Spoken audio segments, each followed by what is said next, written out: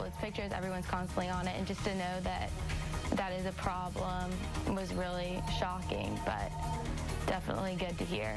How long is the teenager in your life on those social networking sites? And could it lead to addiction? From KATV. Well, how many of you are following or are being followed online? When was your last day? I can't even really talk about it, to be honest with you. I'm not that hip.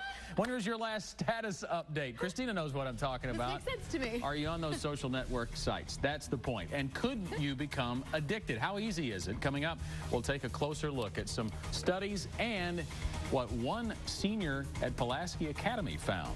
You're just being careful to not get addicted. Christina Munoz, Scott Inman, Chief Meteorologist Ned Permy, and Sports Director Steve Sullivan. First Lady Michelle Obama recently told the media her daughters are not allowed on Facebook because she believes they're too young.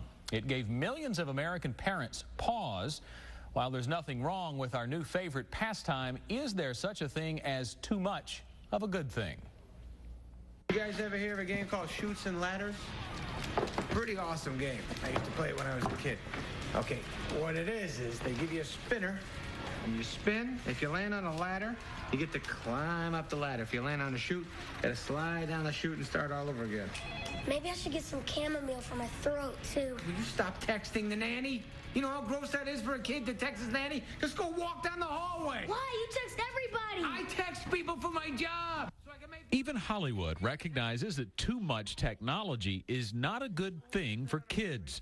But this scene was out of a comedy, and the reality is the problem could be much more serious. Studies have indicated spending too much time on social networking sites like Facebook can hurt high school and college students' grades. It can become a detour to avoid face-to-face communication, and the laziness with which users sometimes type can lead to poor grammar and spelling mistakes when it counts in the real world. 17-year-old Blair Grundfest, a senior at Pulaski Academy, is no stranger to social networking. I'm on my own Facebook. I do have an iPhone, so I have Facebook on my phone. I text a good bit. But last summer, she stepped back to consider the possibility that her peers have become addicted. I think it definitely applies to me, but not only me, most people my age, most of my friends.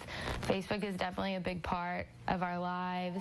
Everyone uploads pictures, everyone's constantly on it, and just to know that that is a problem was really shocking, but definitely good to hear. Acting on her revelation and needing a topic for her 50-page senior thesis, Blair surveyed 150 middle school and high school students at Pulaski Academy, and her results backed up her research. 55% admitted to spending 1 to 3 hours a day on the internet. 22% spent 3 to 5 hours. Blair asked, "What is your main use of the internet?" And 57% said they mainly use social networking. 79% recognize it's a distraction.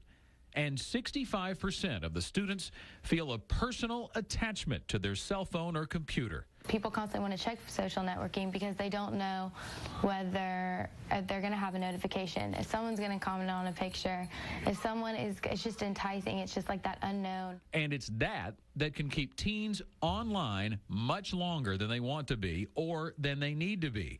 One online safety resource says addiction symptoms are much the same as other behavior addictions and most similar to pathological gambling.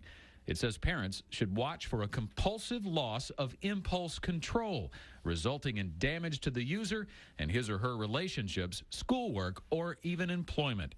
After spending hours researching the problem, Blair says teenagers should just take it easy. And what they can do is just try to focus on other things, try to not be on the computer, try not to take your cell phone everywhere with you. It talked about if you go on vacations, you don't need your cell phone, you don't need your computers, you don't need to be checking your social networking sites. And Blair's ready to take her own advice. Has doing the thesis affected how much time you spend? I would say so. I've definitely learned a lot, and I don't want to be on it too much. Yeah. Now, the good news is experts say many teenagers recognize their time spent on social media sites is hurting them, but they say flat-out withdrawal is difficult. Instead, they recommend making better choices online. Like I said, not something you have to worry about. Yeah.